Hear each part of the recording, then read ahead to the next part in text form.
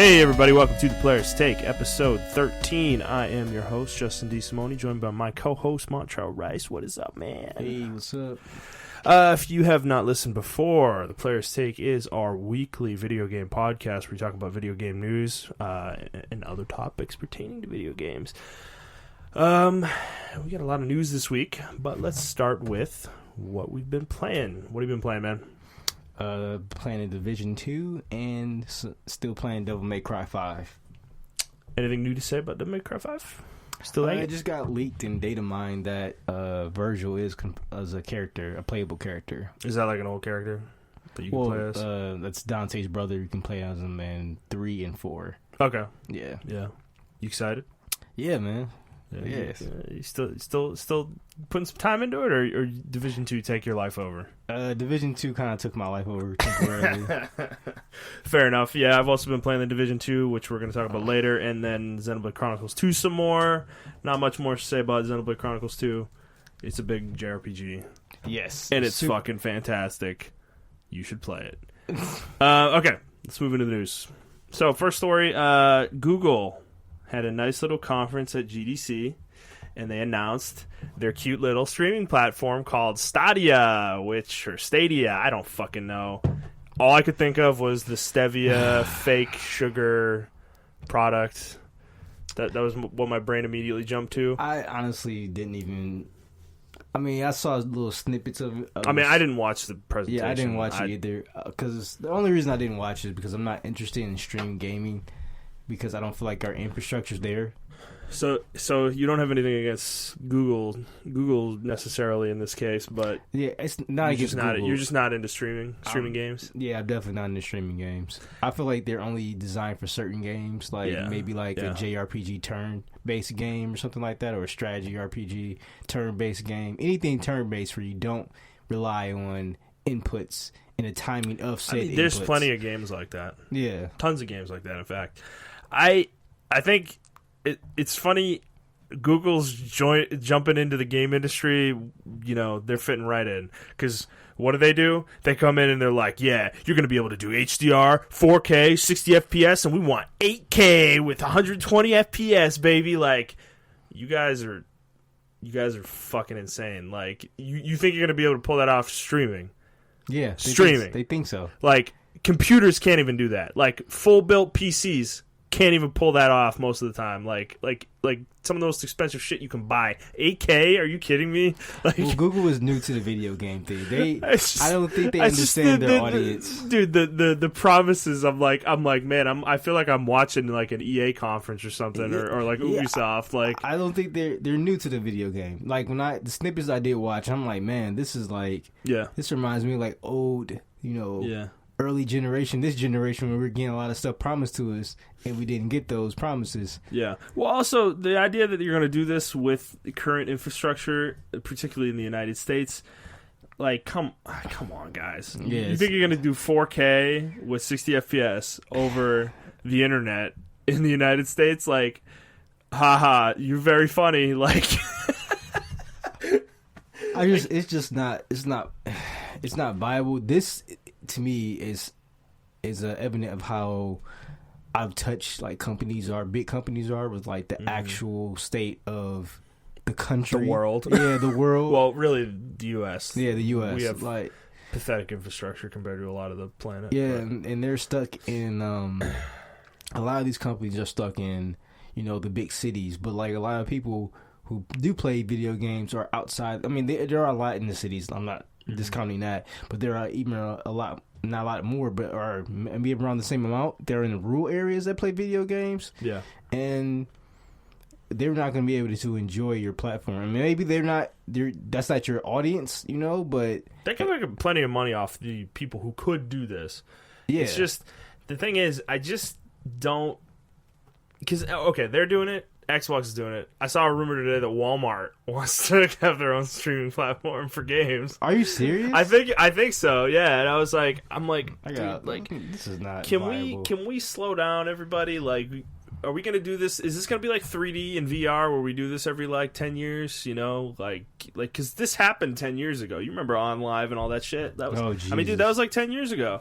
And I mean, it didn't work then, and it's not like we've made huge advancements in wired network infrastructure in that period of time. Like, I'd say in that period of time, it's safe to say that speeds have gone up significantly, but the number of people who have access to high speeds has not really gone up that much. You know, that's what I'm saying. And you've told me, because you used to work for AT&T, and you're like, they just don't think there's money in building infrastructure like out of cities. Yeah, really. they don't. And that opinion does not appear to have really changed.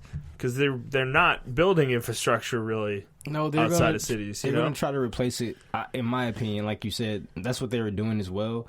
They're going to try to replace it with 4G or later 5G. Yeah. Yeah, I think that's actually a more realistic future than what we have right now. Yeah, but the thing is, like, it's wireless, and sometimes that may not always be viable. Yeah. Like, I mean, it may not always be stable. That's the word I'm looking for. Yeah. Unless you build towers really close together where there are dead zones, you know? Yeah. So, because those exist, and they suck when you go through them, yeah. Yeah. I mean, they've been doing pretty good about, limiting the dead zones that you do go through, but once you do go through a dead zone, especially, like, driving through, like, states like Oklahoma, and when I was just driving to Missouri, I think we had to drive through Arkansas, I want to say. I think. Oof, that's how bad I am with geography. Well, I mean, but like, I think we had to drive through there, and there's huge swaths of nothing. Exactly. Like... But there are people that live out there in those huge swaths and nothing. Well, I mean, dude, we live in Texas. Like, you want to talk about a state that's huge, got huge swaths of nothing. I mean, this is the place. Besides the big cities and the like suburban centers around, like between those cities, like DFW and then Austin, Houston, San Antonio. Like, I mean, dude, the western part of Texas is just like. I think the only major city I know out there is like Lubbock, and then El Paso. Maybe I think that's not further that big. south. It's not really that big though. Well, that's on the far like southwestern corner. Okay, yeah, right. It's right. It's literally right on the border between Mexico and. I think there's a city named Amarillo. Yeah. That one's. I don't know. It's decent size, I guess. Yeah. I don't know what the infrastructure's like out there though. But that's what I'm saying. Like, I don't think these cities. Hell, I don't even think even some of the major cities, some part of the major cities aren't ready for streaming gaming. Yeah, for sure, dude. I mean, it's not even like I used to live in Denton, and like the best I could get was 7 megabits per second, which is not enough to stream games. It's barely enough to stream Netflix. It's barely enough to do anything. Yeah, exactly. So I mean, until that changes, I just don't see this being that. I don't know. Like the idea of it is appealing. It's just. But I don't see myself ever really getting into this. That's the thing. And we're like hardcore game junkies. Yeah. It's just, I want to own my games. You know, I don't want to subscribe to a service, really, to get my games. Like, even Xbox Game Pass, which is a really good service, like, I don't even think if Sony did something like that, I don't even think I'd subscribe to that, because I'm really picky about what I play, and there's not enough time in the day for me to play the catalog that those things give you, you know? Yeah, I feel like so streaming, I feel like if I was in college and Xbox Live Game Pass came out, that would be very doable for me, because I was a college student, sure. Wasn't making a lot of money. Yeah. Maybe even high school. Yep. So I do see this viable for them as far as that aspect. But they're all playing Fortnite. And Apex. Don't That's give a true. fuck about these games. That's true. That's true. I can't deny that. Like, so, I don't know. I mean, this opened up a conversation in my eyes, like, to have this should be a conversation that every major podcast, besides, I mean, because we are major guys. So I just mess with you, but hey, we want to be major. Yeah, we want to be major. We but want like, to be. I feel like other podcasts, other major podcasts and gaming talk shows aren't going to talk about how this reveals how out of touch companies are with their consumer base. No, all I'm seeing is like how cool this is, blah blah blah. Like no one's talking about the stability. The technology's great. I'm sure it works when it works, but dude, it's like, it's just Yeah, it may work in Silicon Valley, but like not everyone lives in Silicon Valley. We don't all live in San Francisco. Like, you know, I mean, it'll probably work for me and you. Like, we can get good internet where we are. Yeah, but... and I'm not thinking about us though. I'm thinking about people who get 7 megs or you know, like there's plenty of people like that. Too. Yeah, exactly. Like, those situations still exist where you live in a major city and you can't get anything better than fucking DSL. Yeah, like because they don't want to run a line to your fucking house. You know. Yeah, it was like that for where I was staying. It's back ridiculous. Yeah, it's totally ridiculous. I was in a situation where across the street, Verizon Fios was available. Yes. And I couldn't get anything more than DSL. Like, and they didn't want to run a line. Like, that wasn't an option, you know? So, yeah, I don't know.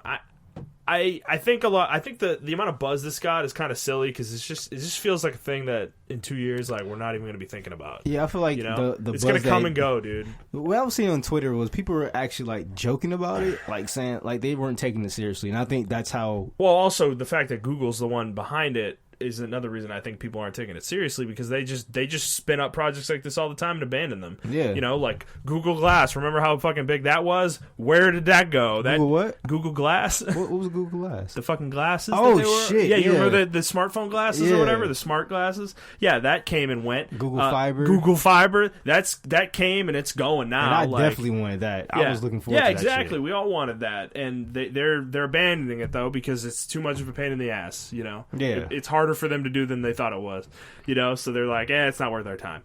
So, and this is like, you know, I will say the one thing is, if one company's going to pull this off, it is Google because they have a lot of fucking server farms around the planet. Yeah. Like, they legitimately own a good portion of the actual internet infrastructure that exists. So, they could I really could see them pulling it off.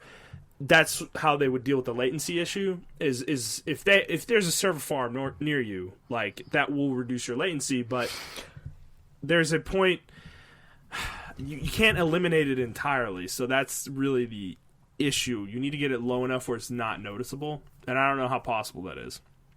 I'm sure technology will exist, or maybe even exists now, that will make it possible to reduce that latency to almost zero.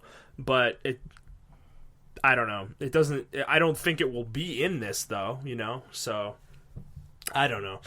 I mean, it's not a box. It's just a platform. You can use it anywhere. Phones, browser. I think whatever other device would be willing to support it. They have this controller that looks dumb as hell. Like it looks like an Xbox controller. It's just this white controller. It looks like basically looks like a Wii U controller with the sticks like on the other side of the buttons from where the Wii U controller was.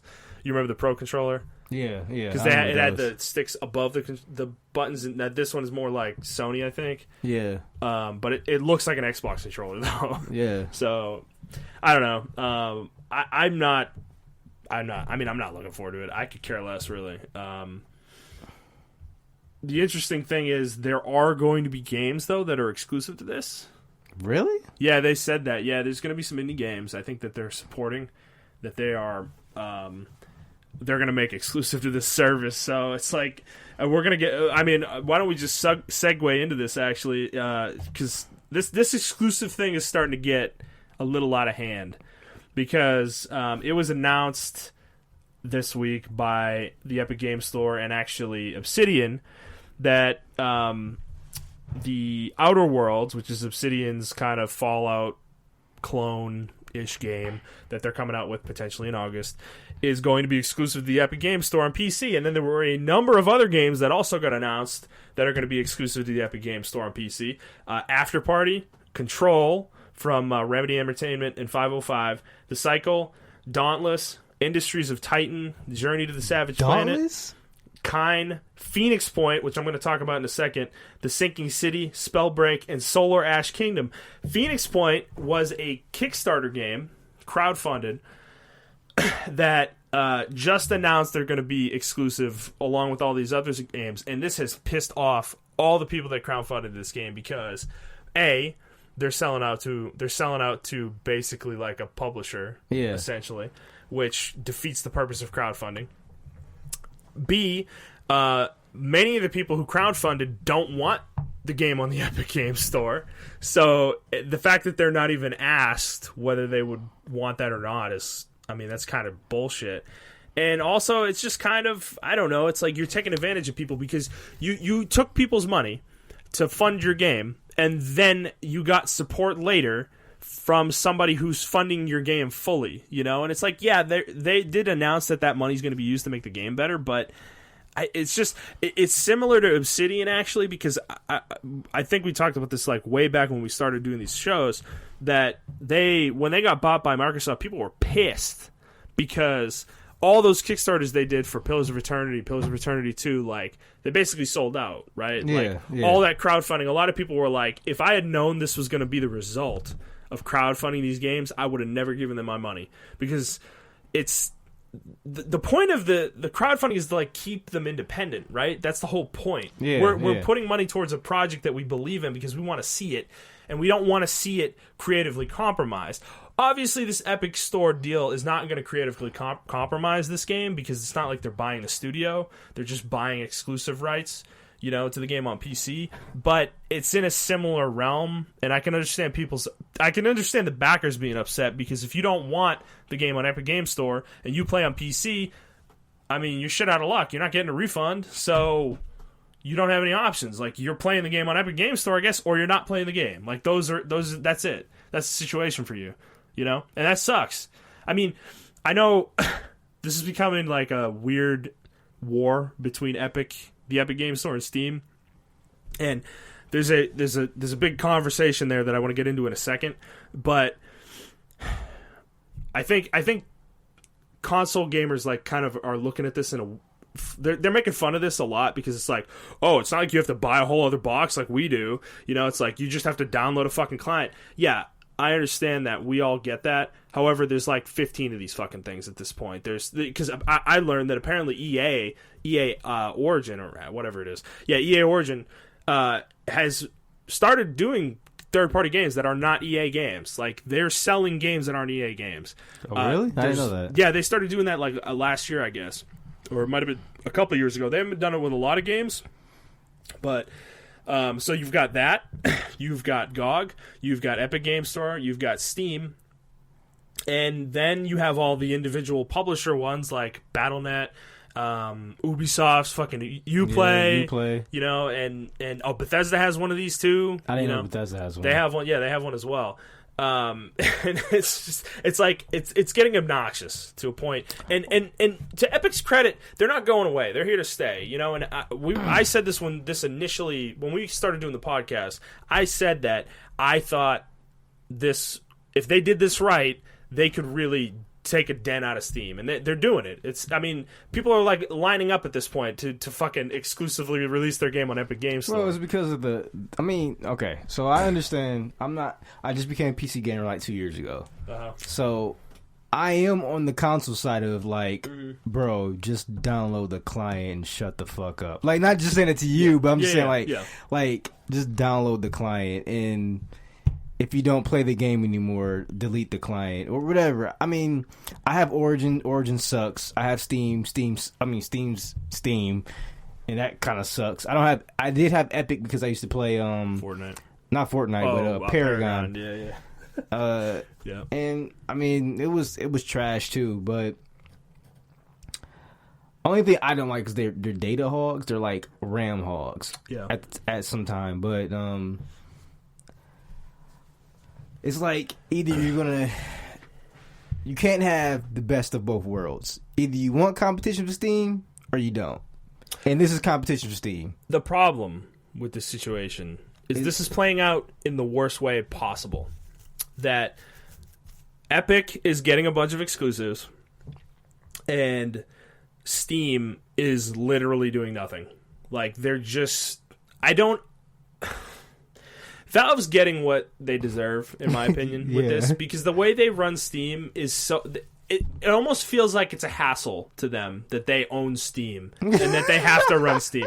That's the impression I get from Valve, because dude, they add features so haphazardly. They add features all the time, and then they take them off, and then they're like, oh, any game can get on Steam. There's no fee to put your game on Steam, and then there's a $5,000 fee to put your game on Steam. All of a sudden, I'm sure next week they're gonna be like, oh, well, we're gonna reduce the fee to $500, so it's more accessible again, and then more shit's gonna get on Steam, and then the way they handle Rape Day, and just like, dude,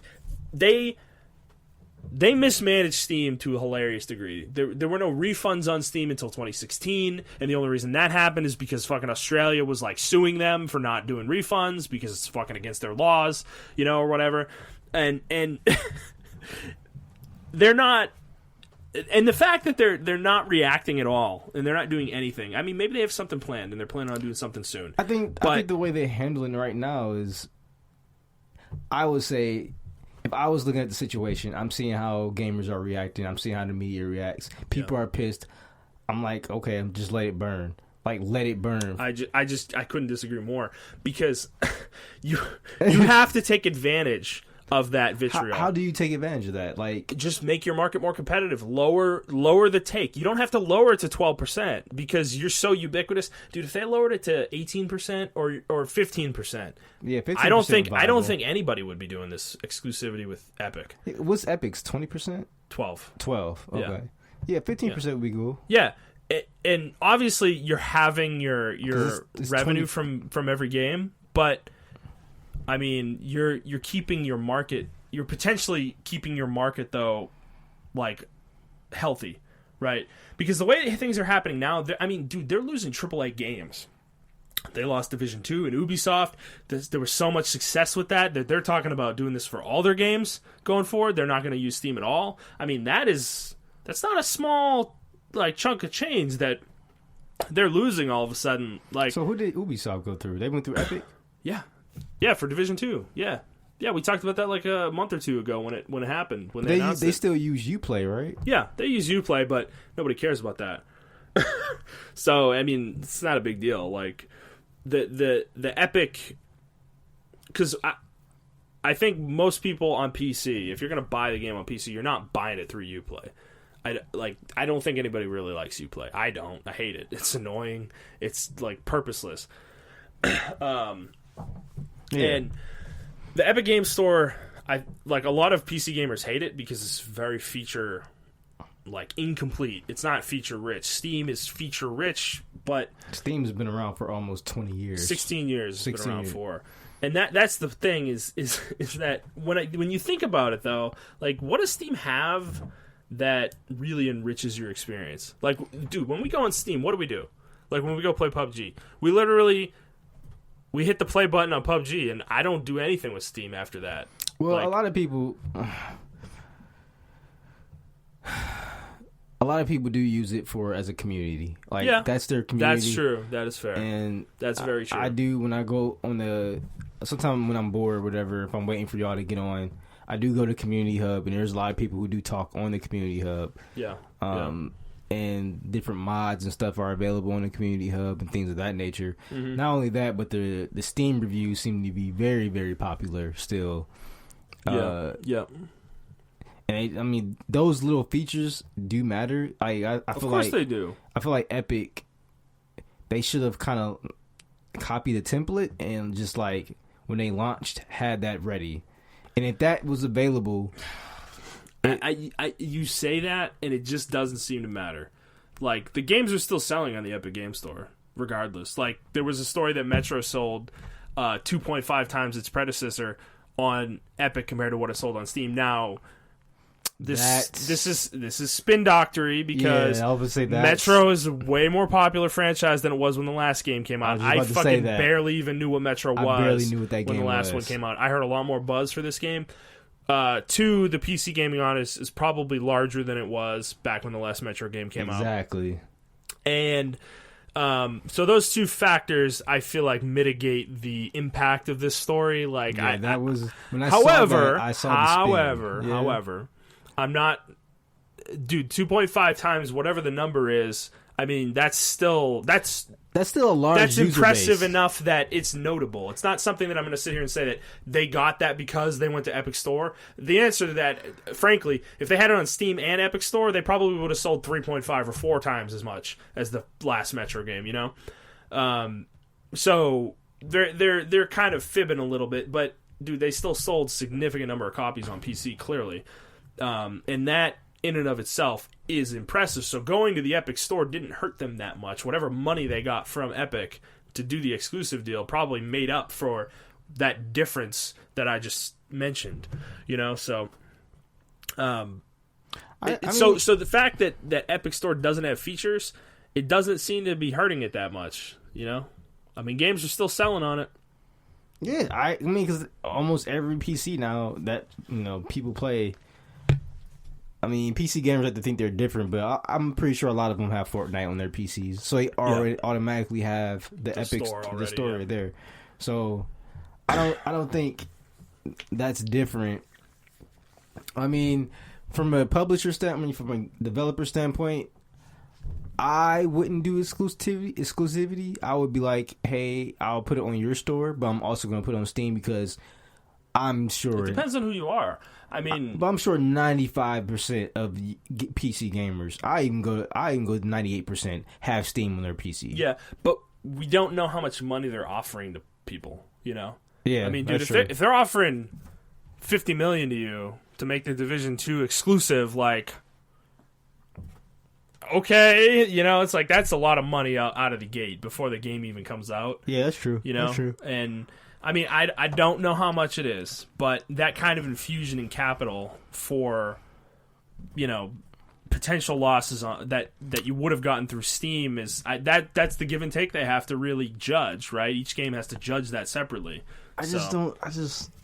Honestly, I don't feel like it's that big of a deal for gamers. Like you guys, I mean, for PC gamers, I think you guys are getting competition, and whether it's working out in your favor or not, I don't know, but you guys are getting competition. Well, dude, any other company, and this would actually be a competition, you would have seen some sort of reaction from Steam other than belly aching about games becoming exclusive to Epic Games. But Steam and Valve are a unique beast where they seem to think the market doesn't apply to them, you know, and that they're immune to market trends and they're immune to fucking laws. Well, I think this will.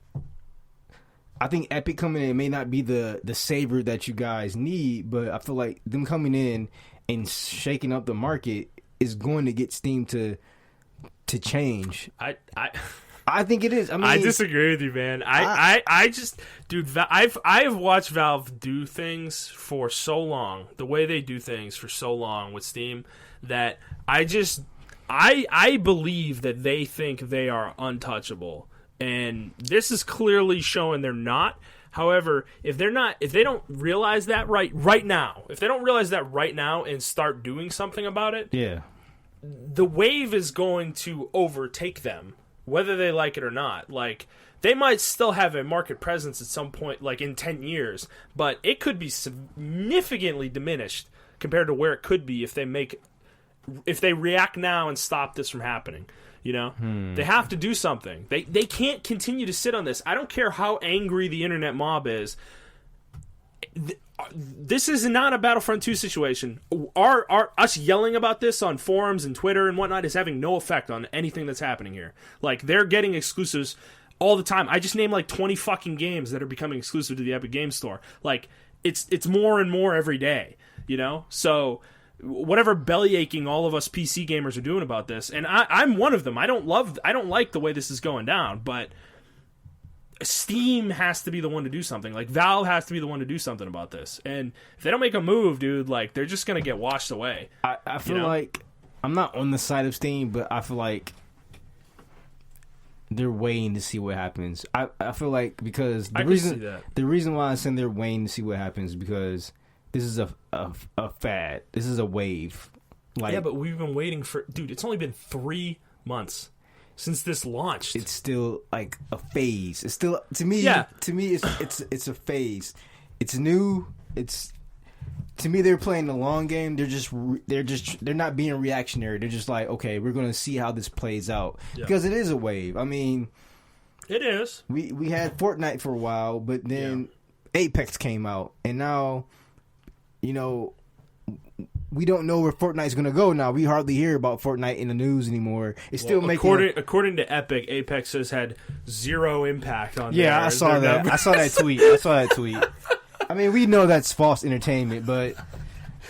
the way games companies like spin doctor everything is so funny. They just lie like through their teeth, you know?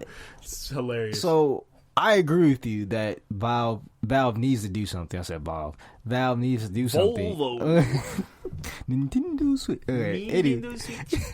Hey, man, hail Gaben, baby. Hail Gaben. Gaben will save us all from the evil Epic Store. Nah, I don't even think Epic Store is evil. I don't think so either. I think they're doing what they have to do to get in the market. Dude, I think they saw an opportunity because Valve and Steam suck. Yeah. And they have been very decisive, and they're I mean, they clearly are grabbing a piece of the market, whatever that ends up becoming, you know. What Epic needs to do, I think people won't be belly aching.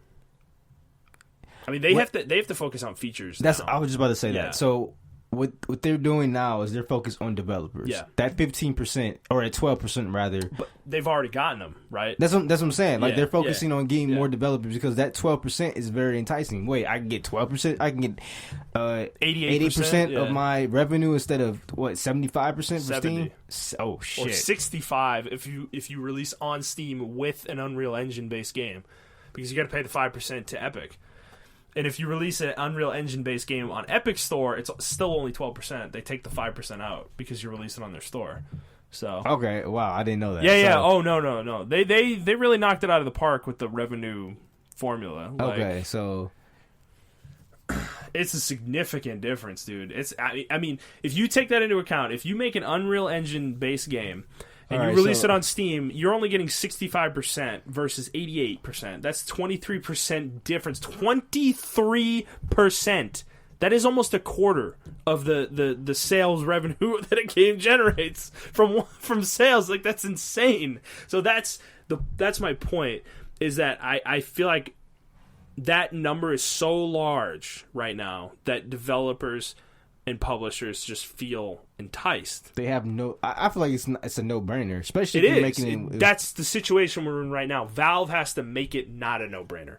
That's kind of where I'm coming from with it. Okay. You know? So I agree with you, though. Like, I understand where you're coming from. Like I said, it's only been 3 months. So Valve's probably sitting there like, yeah, it's only been 3 months. Like, let's wait 6 months, see how this plays out. But my thing is like, you can't wait too long. Because this shit's like a tidal wave, dude. Like, it's getting higher and higher and higher and higher, and eventually it's gonna get so high that you can't stop it. You know? Yeah. So they have to make their move in a very calculated way, and that's my thing. I just don't think Valve does calculated things with Steam. You know, I see what you're saying. They've never been calculated. I mean, I've been seeing what you're saying. They're just bumbling through the motions every single day. You know. I felt for years that they should have broken Steam off as a subsidiary and made it its own company and actually hired people who know how to run something like this, because Valve itself is they just don't feel equipped to run a service like Steam. You know, they never have felt that way. But, you know, they haven't done it. They're not going to do it. So we'll see. It is continuing to be a fascinating situation, and we will continue to monitor it. I'm sure we're going to hear about some other exclusive in another week or two. You know, maybe even at PAX. Who knows, dude? So, any other thoughts on that? No, I mean, it's going to be interesting to see. I don't think it's that. I think some of the media, especially like some of the YouTubers and stuff like that, they're kind of blowing it out of proportion. Probably Reddit's probably blowing it out of proportion. Yeah. I don't think it's that bad. Like Console Gamer said, like, you guys just have to download another client. Yeah. Like, I just don't feel like it's... I understand the hassle of, like... However, look, I get that argument. I do. However, you have to understand when you're a consumer of a product. I mean, you're allowed to have standards. Oh yeah, I'm not. I'm not standards of the Epic Game Store versus Steam are not even close. Yeah, I'm all for consumer rights. As much as I don't like Steam, it is a vastly superior platform for a consumer compared to the Epic Game Store. And that's where Epic will have to improve it. Yeah, I agree. But that may never happen if they keep going exclusives. So it's a double-edged sword. Yeah, because they don't have to do anything. But if people aren't going to their client because it's bad, then I guess. Well, the numbers might drop off if they don't do anything. Yeah. It's working right now, but how long is that going to last? So the onus is on them, too. They can't just rest on their laurels, you know? Yeah. I mean, they've been doing pretty good about always steadily improving. Even their Fortnite game. Yeah. It's always evolving, so. Yeah. Fair enough. Yeah. All right, moving on. There was a Nintendo Direct this week. Did you watch this? The Nindies? No, I didn't even know it was a Direct until you put that article in. Really, man? Oh, man. Yeah, I watched the whole thing. There's a few games of note. Cuphead's coming to Switch. Okay, that's which, dude. I like watching this game. Is like I can't believe somebody made a game like this. Like it is gorgeous looking. It's an incredible. Like from just a pure artistic standpoint, like not even talking about gameplay and the fact that it's a game, like it is gorgeous, like it is beautifully animated. Yeah, they did all that stuff by hand. Yeah, it's nuts, dude, and the style of it is just fantastic. Like it is such a great stylistic game. But yeah, it's coming to Switch, so this is one of those Xbox partnership games because this is an Xbox exclusive or was. And yeah, it's now coming to Switch, so it seems like that relationship is alive and well, you know, between the two of them. Then there was this game, Overland. This one was interesting. It's a procedurally generated strategy game where you are a person trying to traverse the United States after an apocalypse happens. It's an interesting looking game. I don't know if I'm going to play it, but it did pique my interest, so I might check it out. There was this one, My Friend Pedro, which was this cool like platformer looking game. Yeah, kind of reminded me of Beautiful Joe, actually. Really, with the movement and stuff. And there was some time stoppage kind of things in there, similar to Beautiful Joe and 2. Other ones, there's this game called Red Lantern. It's about mushing in Alaska, like dog sledding. It's also apparently procedurally generated, and it's got like a ton of different events that can happen, but it's just like a funny concept. And then there was this other one, Katana Zero. This one, dude, this is a 2D platformer, and it is a game where you're like this, I don't know, samurai or something like that. But a lot of the enemies you're fighting have guns. And you can only get hit once, or you can't get hit once. Like if you get hit once, you die, and that's like game over. So, bless you. Thank you. It's a cool looking game. This one actually piqued my interest more than anything else I saw because it looks really fast paced, like similar to Mega Man, which is the kind of 2D platformer that I really like. And then there was another one called Rad. This is from Double Fine. It looks like an action hack and slash. It's like a post-apocalyptic game, and your character can kind of transform into different mutations and stuff, which look pretty cool. It looks like that one game. What was it on PS2? Maximo. What the fuck is that, dude? It was a Capcom game. Was it almost like Maximo? Yeah. Yeah. And then there was this other one. Oh god, what the hell was it called? Oh yeah, this the Crypt of the Necrodancer. You ever play that game? No. Well, developer for that game is making a Zelda-inspired, and this is like officially a Zelda game inspired version of that game, apparently, called Cadence of Hyrule. It looked kind of cool. Not something I'm gonna play, but it's just interesting that Nintendo let them use Zelda. You know. It is kind of an interesting thing. Also, a Stranger Things Season 3 video game. And it looks terrible. It looks so bad, dude. It's like a Super NES inspired like beat 'em up. But it doesn't really look very good. But I don't know. It's going to sell because it's Stranger Things. I'm sure it will. So, yeah, that's pretty much it. There were a lot of games. It was about a 25-minute presentation. If you're into indies, I would really recommend checking it out. There were a lot of games announced during this, and some of them looked pretty interesting. So, all right, moving on. Back to Anthem again. This is actually some good news for the game. So it was revealed that the game has made over $100 million in digital revenue since launch. This number does not include EA Origins sales. It's digital on every other platform, and it also includes the microtransactions, which, interestingly enough, was only $3.5 million. 3.5 million in revenue generated from the microtransactions in the game, the cash up, which makes perfect sense given how trash it is. Sucks. Because it's really bad. Yeah, it makes sense that they're not making a lot off that. So if they want this game to perpetually be funded by their microtransactions, they need to vastly improve their offerings there to get people to spend, in my opinion.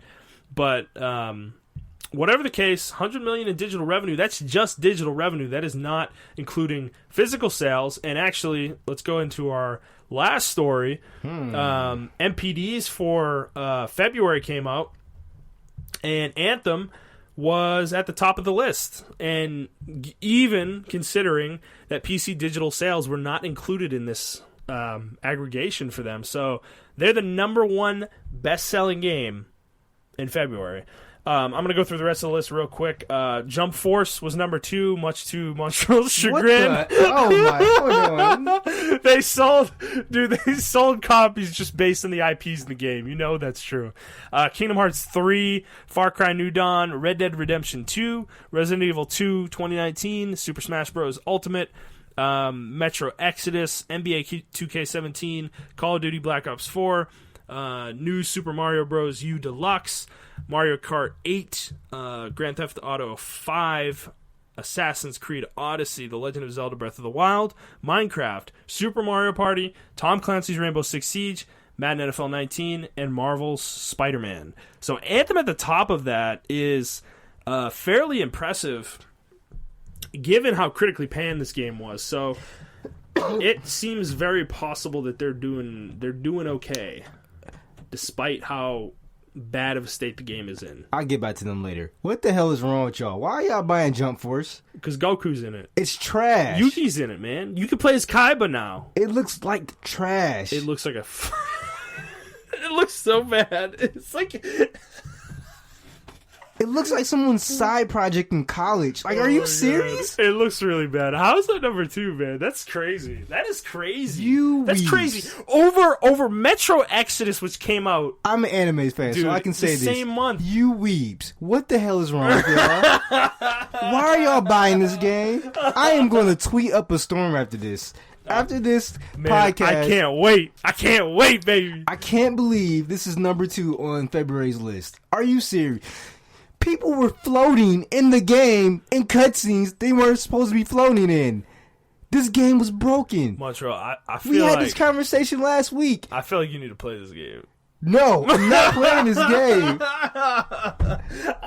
I want you to. You gamers really accept everything. I just want you to come and. My God. I just want you to trash it, though. I want you to play it and trash it. Like, this is ridiculous. Well, doesn't this typify you were just saying? Does this typify the discussion we were having last week? People don't give a shit. They don't give a shit about quality at all. Oh my God! If they're buying this, like, because Goku and Luffy's in the game, you're gonna buy it because Naruto's in it. Naruto's in there, yeah. Oh my God! All right, Anthem. I'm proud. I mean, I'm not proud, but that means this game's not going anywhere anytime soon. So that gives me hope that they are gonna fix it. But, I mean, that also gives me a displeasure because that means games can release off hype still. You know? Yes. I feel like this game 100% released off hype. I don't want to say, like... I mean, okay. I just don't want to... To be honest, though, like, is that really being fair to Anthem? Because, dude, remember we were talking about prior to the game coming out how boring it looked. Yes. And a lot of people were having that same discussion. I actually think this game has somehow defied the odds because I don't feel like anybody thought this game was going to do well. And here we are. No, I okay. So for the team, I'm happy because this is like a new team, like a new young team. Yeah. That's still doing their thing. Well, this is new BioWare rather, but I'm not happy because it did sell off hype. Like we got the game that we were shown 9 months, I believe now. Yeah. I guess that's true. Wasn't the same game that was presented. I mean, it's a Reddit post right now that's on fire right now. It shows a picture of the gun they showed in the trailer, Jiraiya's Wrath or Jera's Wrath, and they're like, "Hey, what happened to this gun?" Yeah, BioWare, what happened to that gun? Well, there's another thread in Anthem's Reddit that's even more on fire that literally says, "Hey, BioWare, this game's not in a good state, but we're all here with you anyways. We're gonna stick with this game because we love it." And you can love a game, yeah, but you gotta demand more. And dude, from a game. it has like 7,500 like upvotes. It's like crazy. This game is boring. I don't know. I don't know, man. I don't know what to tell you. Okay, I don't know what to tell you. Are standards really that bad? Can we just accept this?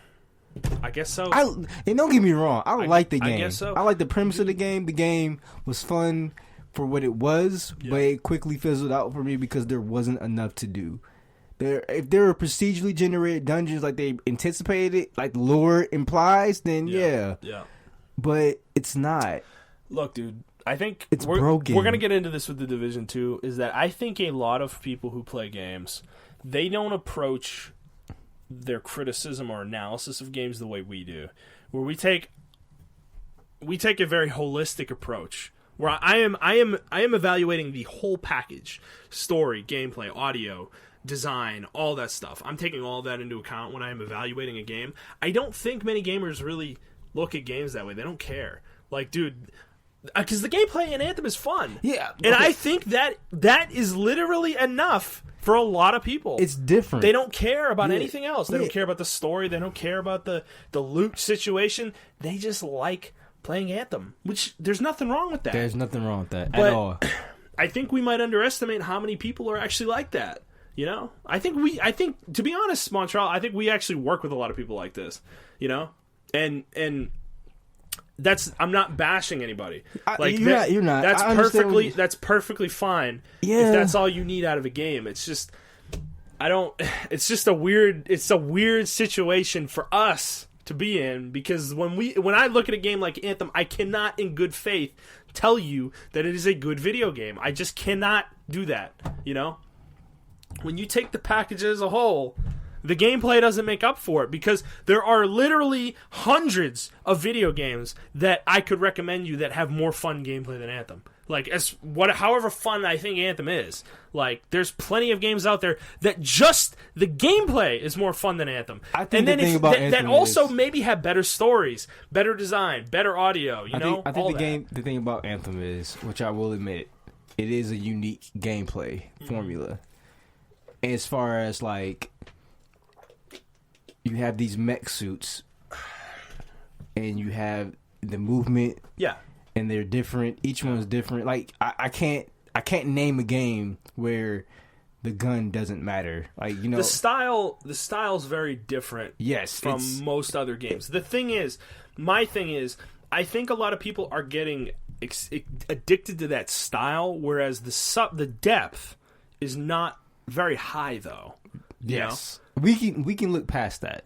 I think that's a gift and a curse for us, because we actually look at. I don't mind the lack of depth. Actually, you know, if the rest of the package, like Divisions, doesn't have that much depth either. It doesn't, but it has a lot of shit to do. Yes, yeah, and well, we'll get into that later. We'll get into that later. Yeah, but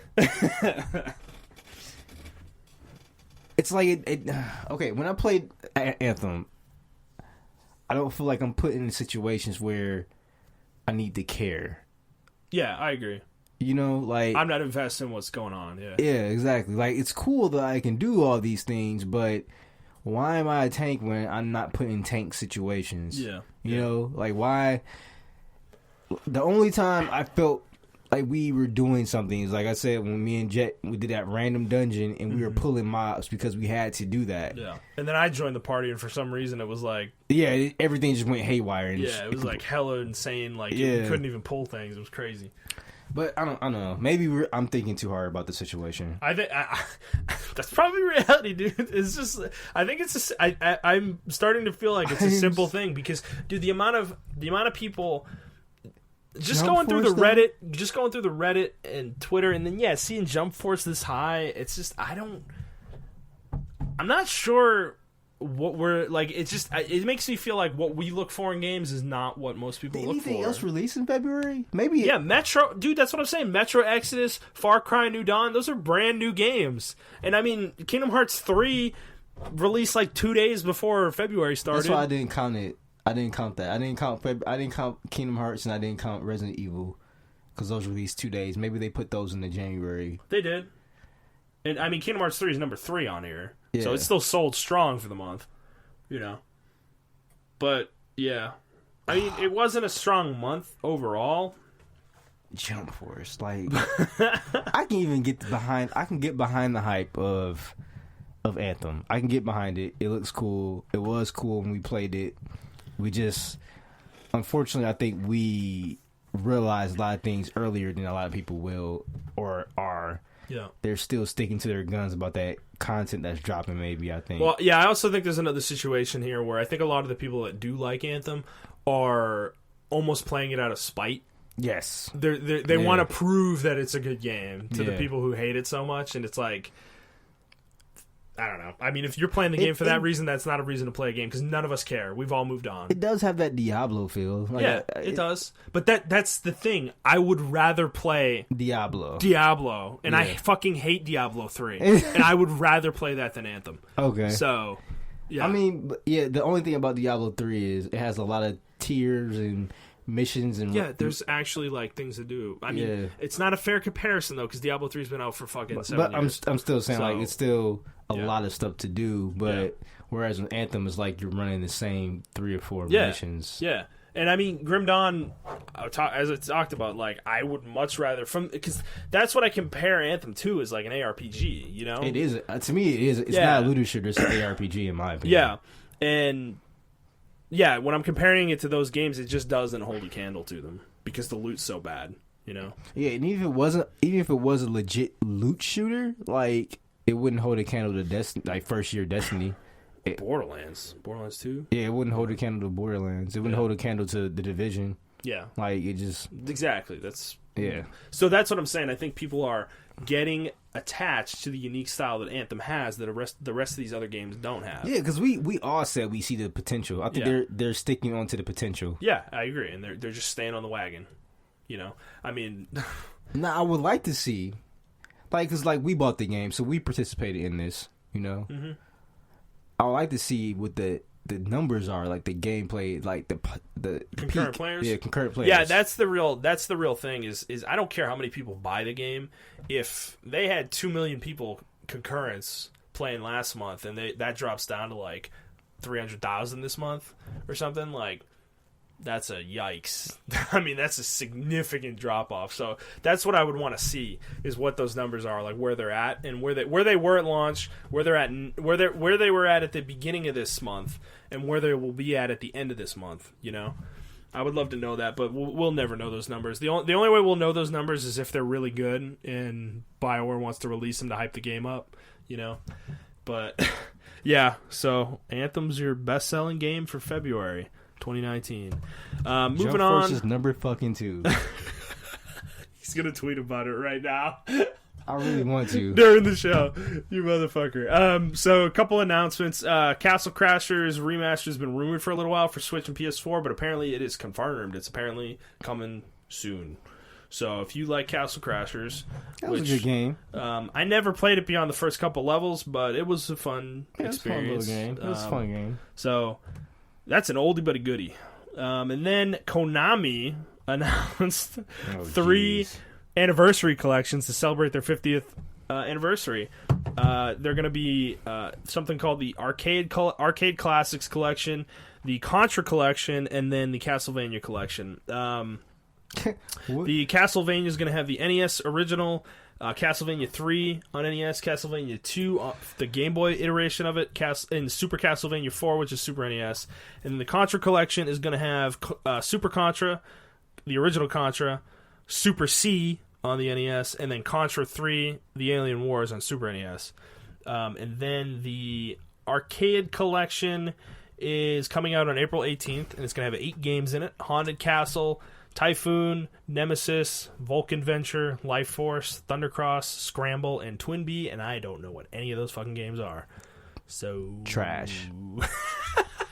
I mean, besides Castlevania. What a hater, man. Besides Castlevania. Fuck Contra. Like, I fucking hate Contra, dude. Yeah, you just because you suck at it. I know. I It's mean, not fun. That's not what anybody wants. I mean, maybe, like I said, maybe Castlevania. Yeah. But, like, where's my Metal Gear? Dude, I don't even want him to touch me. Give me another collection for the new consoles. Yeah. You know, like, where's that at? What's another game they had that was really good? Well, Castlevania, obviously. Castlevania, yeah.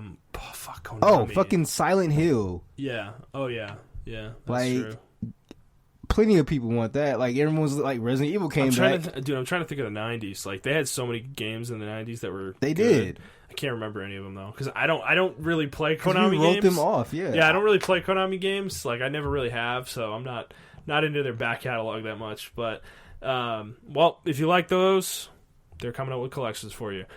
So moving on to game releases. Nothing huge this week. The biggest game's probably Yoshi's Crafted World, which looks adorable. I'm not going to play it, but definitely looks like a fun little platformer. Also, the final episode of the final season of The Walking Dead, formerly Telltale's Walking Dead, now Skybound. And then it's Assassin's Creed 3 Remastered, which who the fuck was asking for this? This is like one of the most disliked Assassin's Creed games I out remember there. when it came out, and no one People liked hate it. this one. This is like the one that people like. Besides like Unity, which like is an obvious Spoiler terrible alert! one. This is the one Desmond dies in. Yeah. I remember a lot of people hated that shit. Well, this is the one that was in the colonial times, and it's like the coolest setting imaginable. And I don't know how you like fuck that up. You made a bad game in that setting. Like, come on, man. That was the one that actually like almost made me play Assassin's Creed because the setting is so fucking interesting to me. Yeah, they released this one and Liberation. Yeah. And everyone hated both of them. So Also, Tropico 6. I've never played a Tropico game, but dude, they're popular. I'm not planning on playing any Tropical games. Why? What you got against Tropico? Well, Sekiro comes out tomorrow too. Oh yeah, that's true. Yeah, I watched some gameplay of that. I kind of want to play it, man. Yeah, that's what I'm talking about. Yeah. Oh damn it! This game looks good. Damn it! Looks like Bloodborne, man. Yeah. Well, looks faster. The thing is, we're committed to Division though, so I can't fit it in right now. You can do both, man. I can't fit it in. No, because I refuse to put down Xenoblade Chronicles 2. I fucking refuse. Okay. I am not letting that game. Sekiro's still going to be there. Yeah, I'm gonna wait till it's like 40, maybe. Okay, yeah, you probably wait for a while, A couple months, because that game got 9s across the board. Yeah, people love it. Yeah, I mean anything from Software to do. They could release a pile of poop on the screen, and people would be like, "Man, this is such an artistic pile of poop." I was just about to say that they'll put it in the most artistic way, though. Yeah, they'll spin it somehow. I'm sure they'll spin it somehow. So, man, that's it for news. Let's go to the topic of the show. We've been playing Division 2. What did you think of it? Well, after that trash heap, say no, I'm just joking. After coming from like Anthem, it was a fresh sigh of relief. Mm-hmm. I do remember playing Division 1 and not being able to get through the story. I struggled through the leveling experience. Yeah, for sure. I do remember. I just maxed out myself in Dark Zone. Yeah. I didn't do it. I didn't max out my regular character level. Really? No. I maxed out myself in Dark Zone. That's hilarious. Yeah, so I got to 30 in the original Division and I immediately quit.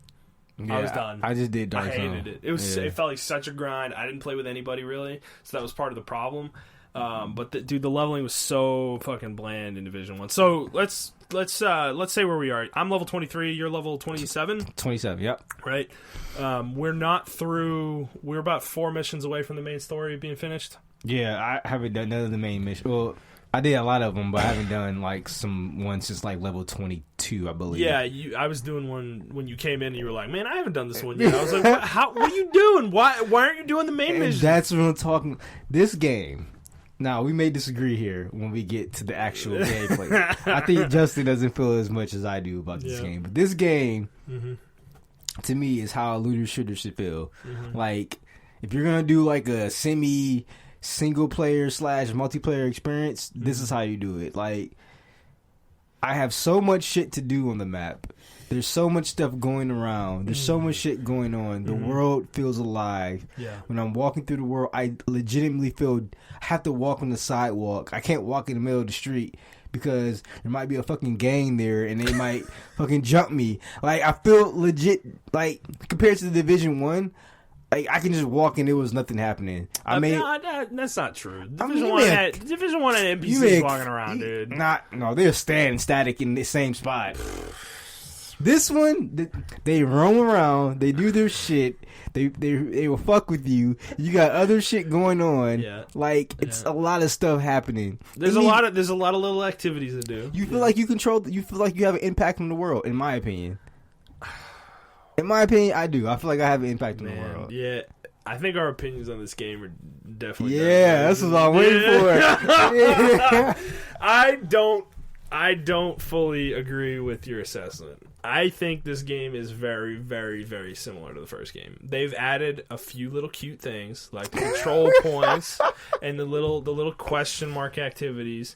However, my incentive to do the little question marks on the map is 0. I don't ever go to those. Like, if I run into one, I'll do it. But I'm not walking to it specifically to do it. I've never done that in this game. And I could give a shit less. They don't give you anything. They're a waste of your time. Like, straight up. They don't give you anything worthwhile. What, like, the question marks? Yeah. They give you, like, loot. Yeah. I could run a mission in the time it takes me to run to the fucking propaganda thing and do the propaganda thing. God. Like, you get a lot of goats. I get a lot of good loot from like the propaganda stuff. You're just getting lucky then, dude. Oh well, maybe straight you got up. You're just getting lucky. Every time I kill like a high level person, I'm getting like a gold or a purple. Like I am, man. I'm not so. But I don't know. I think the strongholds are cool. Or not the strongholds, the control points. Sorry. I like the control points. I think it's a cool... That is an interesting thing. And they're worth doing. They give you good experience. You get the supply room when you free them. And then the supply room comes back every 24 hours. Every 24 hours. And I know at 30 eventually, when you upgrade the world tier, a new faction pops up. They start taking your control points back, and you need to take them back. So it's kind of like a constant activity you can do. Yeah. You know? When you're fucking around waiting for a group or something. Yeah. So in that sense, I think I agree with you there.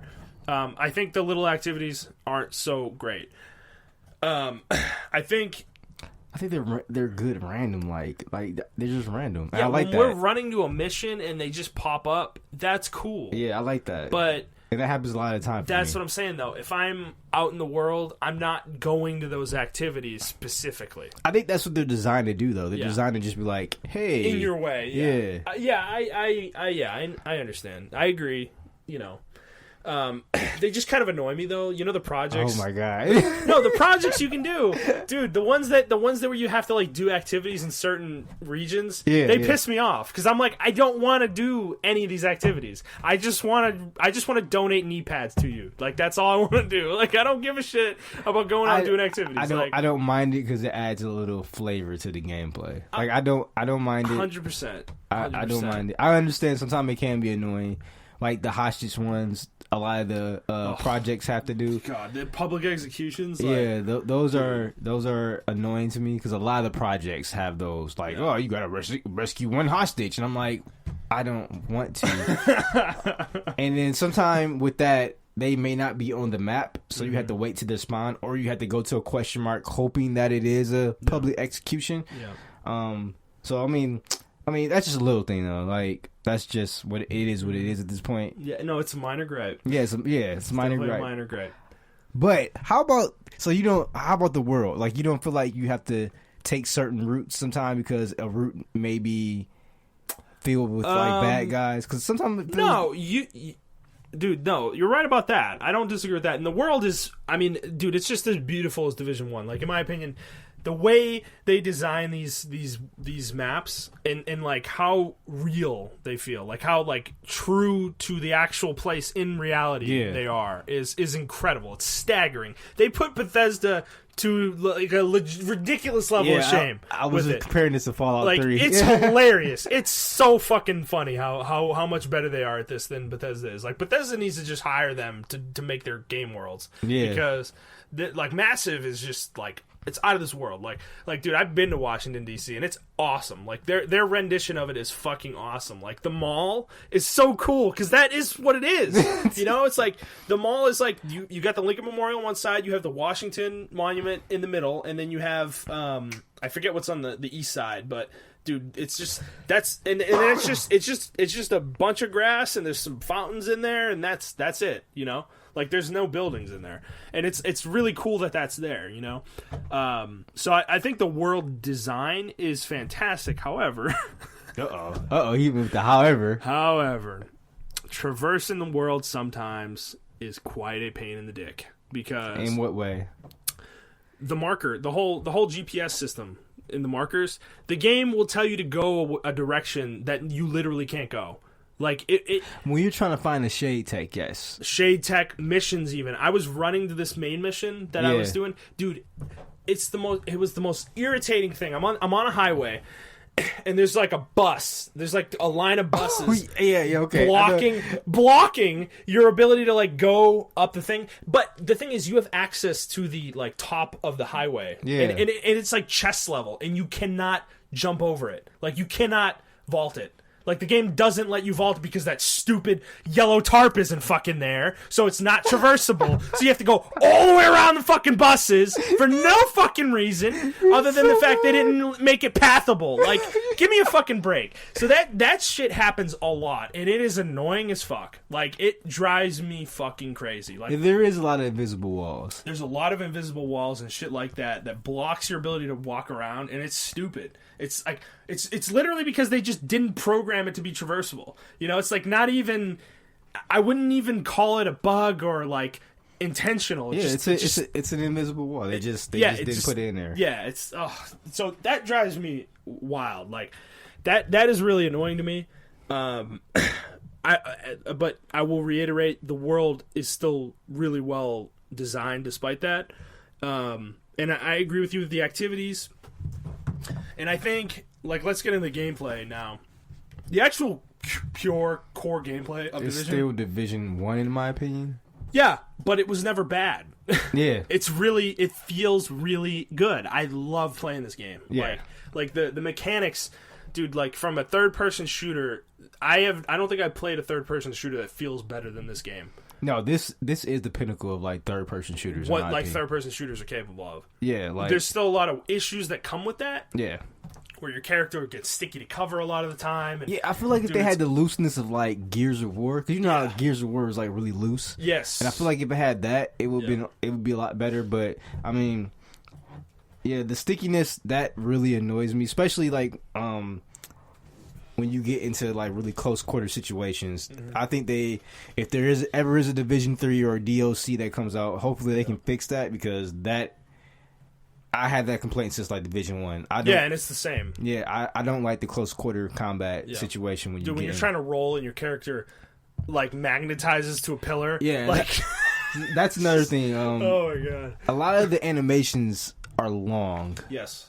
Like, yeah, they are. Oh my god, yeah. Yeah. Like when the foam guys. Your character can get animation locked. Oh my god. When you're trying to break. Yeah. So I feel like they need to improve that. I don't know how they can improve that. They just lower the time. Like cut the frames in between. Well, not even the frames. The one in particular with the goo or whatever, the foam or whatever. Like that one, you press the button, you have to hold it for a second. But then there's like another second where you break the animation. Like where the animation of you breaking out, you know? So you're standing there for 2 full seconds, and sometimes the button press doesn't register properly, And that's like really annoying as well. So you're there potentially for more than 2 seconds. Yeah. Which I mean, in this game is just like death. If you're out in the open and you're getting fired on like that for 2 seconds, you're dead. Like, you're just dead. You can't. You're not Superman. No, you're not Superman You're at not- all. Which you're not- which is good. Yeah. But with issues like that though, and then the stickiness with trying to roll, it causes problems where the gameplay doesn't feel fair sometimes. Yeah.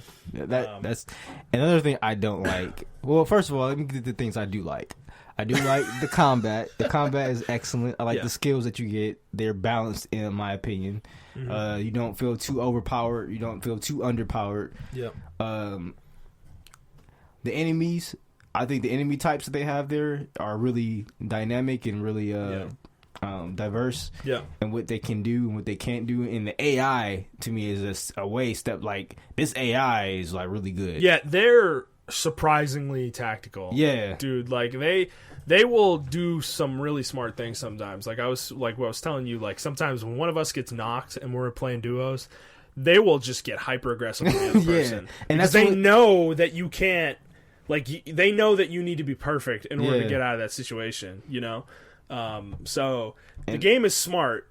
And it's interesting. A lot of all the enemy types, they have their own different kind of AI, which I like. You know, like the grenade guys will like stand back and kind of focus on throwing nades to like flush you out. Yeah. And then the RC guys will just literally hide behind cover and constantly summon RC cars to throw at you. You know, they like won't come out. You know? And it's super annoying, but it's smart. Yeah, like that's it makes what sense. a human would do in that exactly. situation. Yeah. Right. If you had that power that you could just endlessly use forever, like you wouldn't come out either. Yeah. You know? And then, you know, the super armored guys, they don't even go into cover. They literally just kind of walk towards you and like they want you to attack them. Yeah, they draw fire. Yeah, exactly. They draw fire and they do it well. They have a function within the combat, you know? Yeah. I think some people would call those enemies bullet sponges, but I don't feel like they are. They fulfill a specific purpose so that you're distracted from killing the other enemies. Yeah, exactly. You know, and they're threatening enough where they need to be prioritized, though. Yeah. You know, so I think the enemy balance is really good. There's just some wonkiness with sometimes we were talking about the enemies will just spawn behind you. That's the only really big complaint I have. Man, when that happens in the middle of a mission, it is so frustrating. Yeah, because like you said, or like we said, if you're out in the open and an enemy has a clear line of fire to you, you're not going to live very long. Exactly. You know? So the dynamic spawning is cool, but sometimes they spawn directly behind you. Yeah, and it's in a bad spot. It's not fun. It really does take the edge off the game. Yeah. Yeah, because when the enemies naturally flank you, that's the AI being smart and tactical, right? And that's different. I feel like that's fair when I die to that. Exactly. And we fucked up. We didn't properly manage the enemies, right? Exactly. But when they spawn behind you, that's literally not fair. Yeah. You know, it's like, it's just bullshit. So we did have a little issue where... now, one thing I do have to give massive props for is their patch fixing. Yeah. They've been on it. They've been communicating with Reddit. They've been communicating with their own forums. Twitter, they've been on it. They've been communicating and patching stuff because that one day when we had... It was one thing where our skills weren't working. You would drop the skill down. It was certain skills that were deployable. Like, so if you have a drone, a hive, or a turret... they'll disappear after 15 seconds. And they'll disappear immediately. They'll disappear immediately and then be on 15-second cooldown. And unfortunately, we got stuck in the part where we needed our skills. Yeah. And we passed the part, but it was very frustrating. We died like 3 or 4 times. Oh yeah, it was. The game is not designed for you to play without your skills. Yeah. Like you need them. You need them, and so that was going on for about 3 days. I think 3 full days. Yeah. It was Friday. At launch through like Monday afternoon. Yeah. So it was like 3.5 days. And I that is a perfectly acceptable time frame for a bug like this, in my opinion. They didn't let it linger too long. They fixed it soon enough too after launch that I think a lot of people didn't even notice it happened. Yeah. Like our friend Dennison, he started playing the game after they fixed the bug. Yeah. You know, so he didn't have time to play on launch weekend. So they did a good job with that, I think. And the game, it has a lot of other minor things. What I do like too, though, is that they said this week that they're focused on patching bugs right now. They're not going to release World Tier 5 until they're satisfied with the state of the game. That's cool. I like that. And I really like that. I think that's the right approach. They have enough content in there for now to hold people over. This isn't an Anthem situation.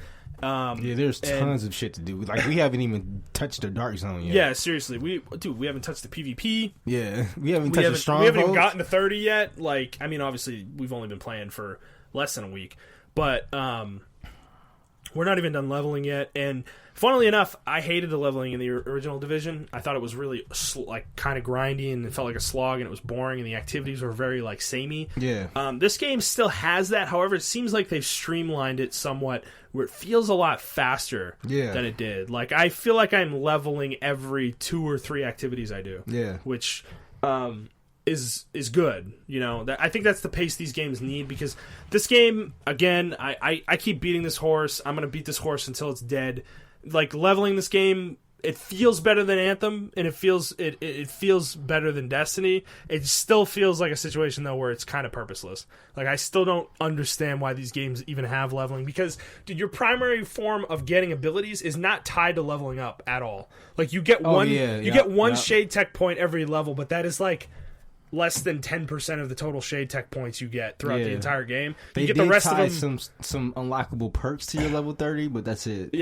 Yeah, but I mean, that's just the threshold. It's a single threshold. It's like each individual level doesn't feel impactful, you know. And all right, but it's fine. The game that part's fine. My complaint was, I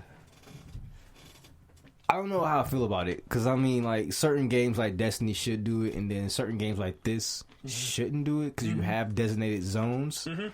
The scaling, like, if I go back to like the first zone, I want to feel like a beast if I'm going through that zone. That zone should remain level 7 to level 9. But I understand why they're not going to do that.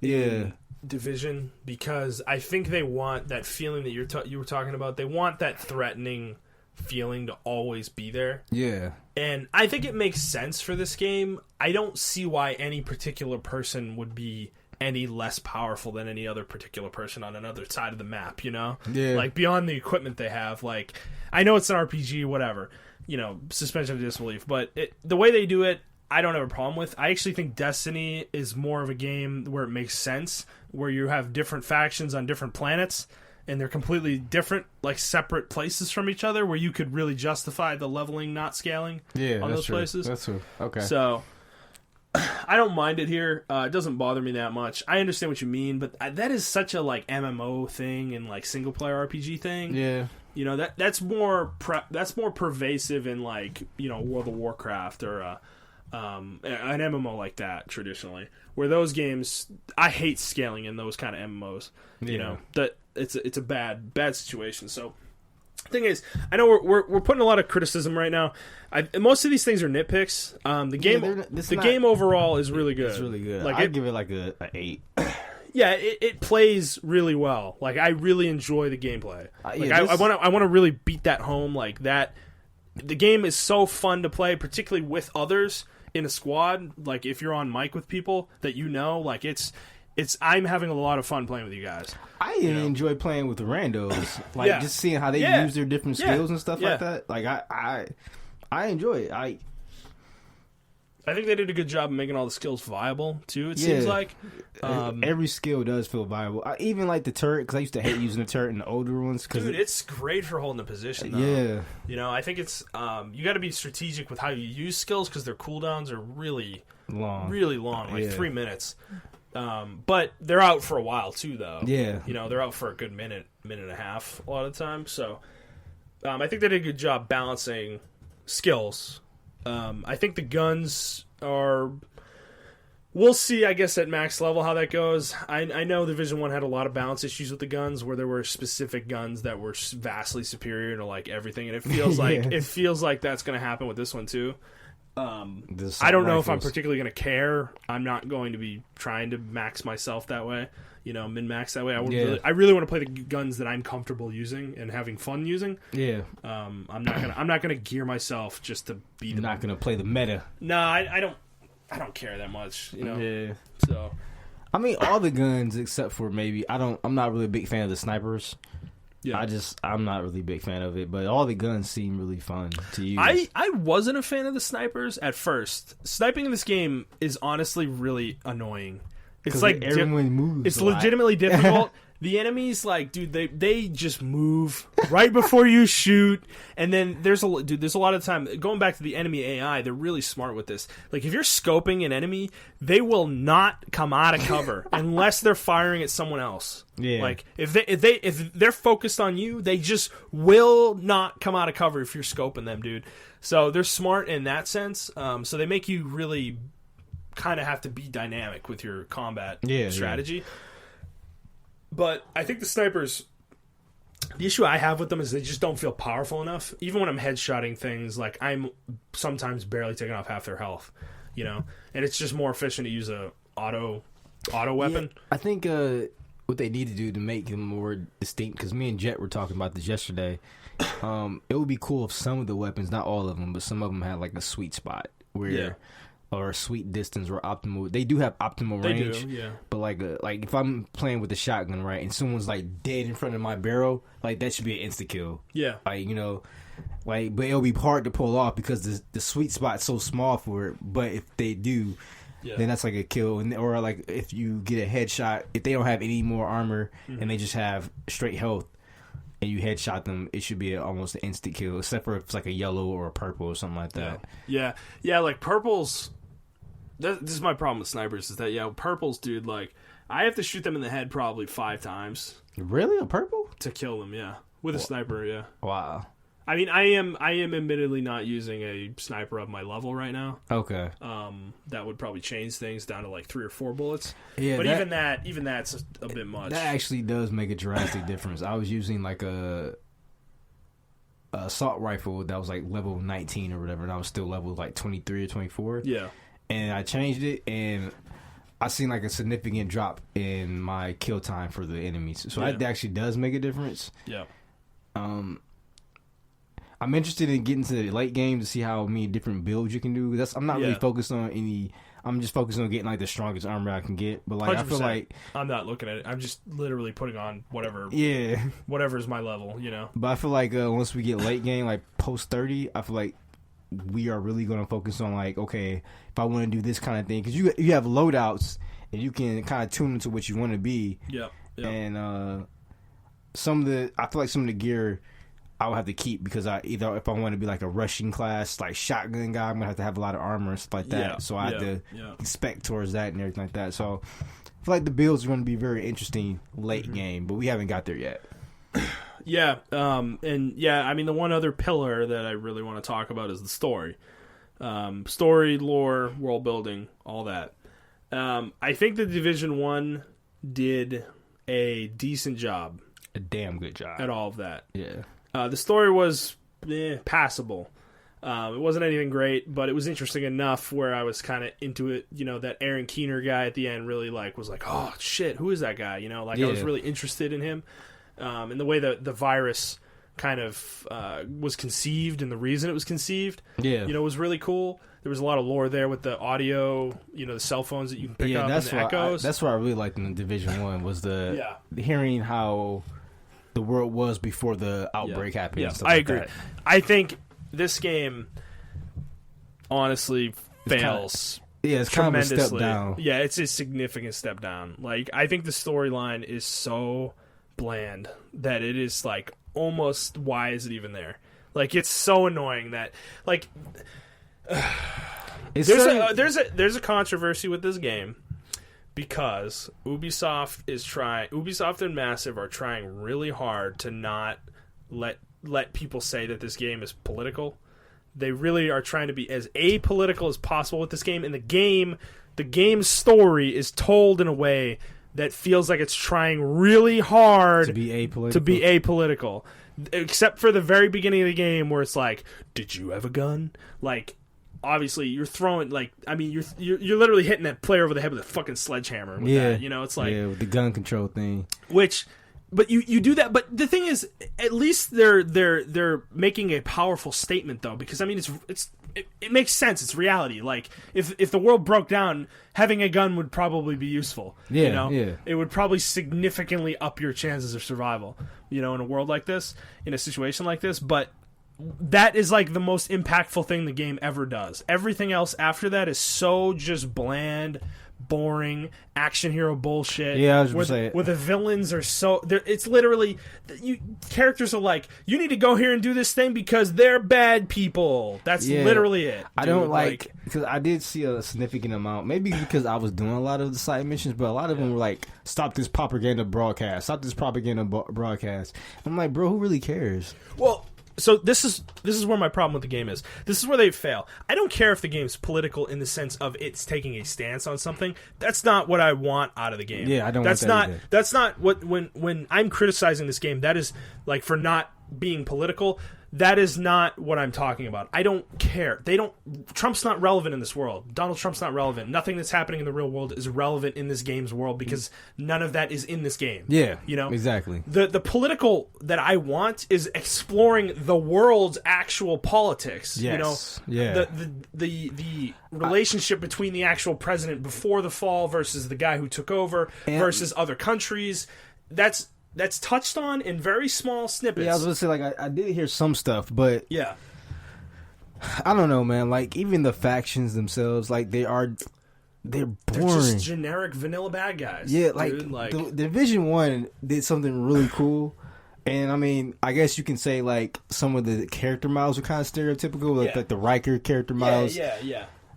But at least they had personality somewhat. Yeah, like I really liked the Division 1 because you had the firefighters who were shooting fireballs at you, and then if you had their tapes and stuff like that, you found out why they became the way they became. Yes, why they took over everything. This game kind of has some of that too.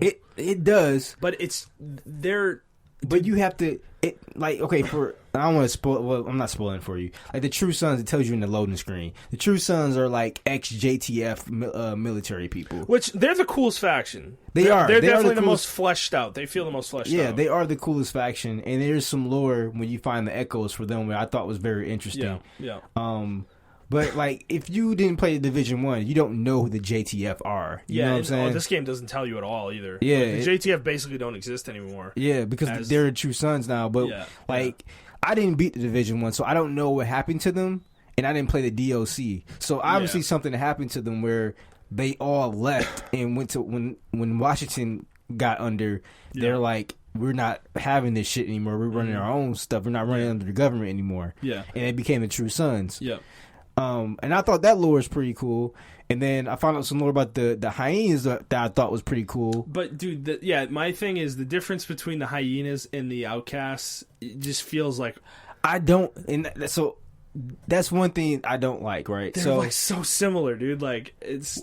Well, the hyenas are just a bunch of people, right? No, they're like thugs. They're just like criminals, I think. Yeah. I think the outcasts aren't criminals. They're people who are infected. Oh, they're infected. Yeah, people. They're infected people who are pissed off that they got quarantined, and like some of them got infected when they might not have needed to get infected.